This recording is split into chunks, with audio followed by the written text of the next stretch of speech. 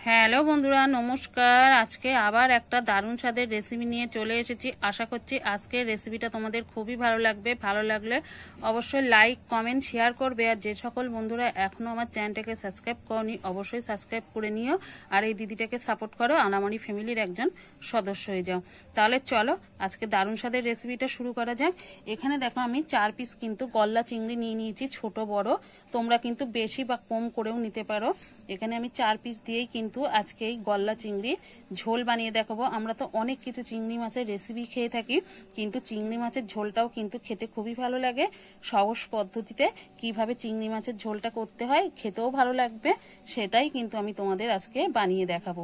তাহলে চলো দেরি না করে রেসিপিটা শুরু করা যাক। কিন্তু উনুন ধরিয়ে কড়া বসিয়ে দিয়েছি। কড়াইয়ের মধ্যে কিন্তু এবার পরিমাণ মতো সর্ষের তেল দিয়ে দেব। তেলটা আমি একটু গরম করে নেব। তেলটা কিন্তু গরম হয়ে গেছে, একটু নেড়ে নেব। এবারে কিন্তু আমি চিংড়ি মাছগুলো আগে থেকে নুন হলুদ মাখিয়ে রেখেছিলাম, সেগুলো কিন্তু একটু হালকা করে ভেজে নেব।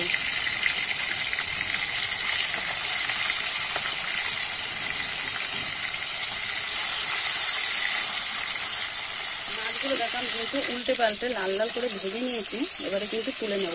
আর চিংড়ি মাছ কিন্তু খুব বেশি ভাজতে যাবে না, তাহলে কিন্তু রবাটের মতো হয়ে যায়। ওই জন্য আমি কিন্তু হালকা করে ভেজে নিয়েছি। এবারে তুলে নেব। চিংড়ি মাছটা আমি তুলে নিয়েছি। এবারে ওর মধ্যে কিন্তু ওই তেলেতেই কিন্তু একটা আমি পেঁয়াজ কুচিয়ে কেটে নিয়েছি, সেটাই কিন্তু দিয়ে দিচ্ছি। পেঁয়াজটা আমি একটু লাল লাল করে ভেজে নেব। হালকা করে কিন্তু লাল লাল করে ভেজে নিয়েছি, খুব বেশি ভাজিনি। এবারে ওই মধ্যেই কিন্তু আমি কেটে রাখা আলুটা দিয়ে দেব। আলুটা কিন্তু আমি আলাদা করে ভাজবো না, একেবারেই কিন্তু মশলা দিয়ে কষে নেব। আমি কিন্তু একটু নেড়ে চেড়ে আলুটা হালকা করে ভেজে নিয়েছি। এবারে দিয়ে দেবো একটা টমেটো। আমি দেখো কুচি করে রেখেছিলাম, সেটাই দিয়ে দেবো। দিয়ে কিন্তু একটু আবার নাড়িয়ে চাড়িয়ে নেব। একটু কিন্তু আমি নেড়ে চেড়ে নিয়েছি, টমেটোটা নরম হয়ে গেছে। এবারে কিন্তু আদা আর রসুন বাটাটা দিয়ে দেব।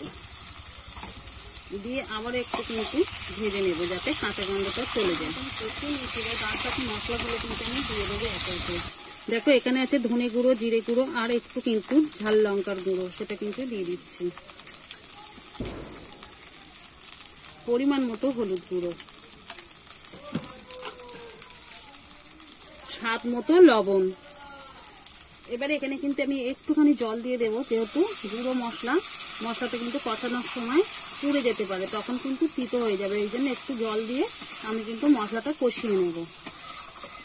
আমি কিন্তু দেখো মশলাটা ভালো করে কষিয়ে নিয়েছি। মশলা থেকে কিন্তু তেলটা ছেড়ে দিয়েছে।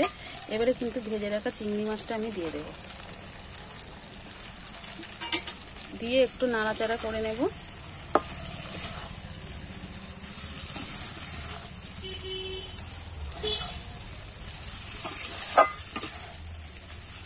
আমি কিন্তু ভালো করে একটু নাড়িয়ে চাড়িয়ে নিয়েছি।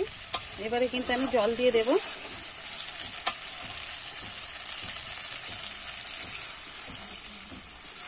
ঝোলটা তোমরা যে যেমন রাখবে সেরকমই কিন্তু দেবে। আমি কিন্তু আলুটা সিদ্ধ হবে আর ঝোলটা যেমন রাখবো সেরকমই কিন্তু জলটা দিয়ে দিয়েছি।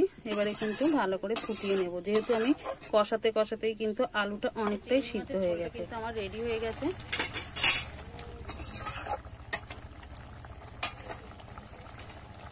এখানে আমি দুটো লঙ্কা কিন্তু দেখো অর্ধেক করে রেখেছি, 4টে টুকরো করে দিয়েছি।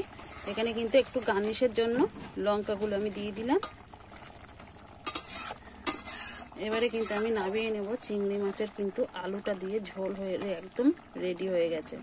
এবারে আমি একটা পাত্রে নামিয়ে তোমাদের দেখাচ্ছি কেমন হয়েছে। দেখুন বন্ধুরা, আমি কিন্তু চিংড়ি মাছের ঝোলটা একটা পাত্রে নামিয়ে নিয়েছি, পরিবেশন করার জন্য একদম রেডি।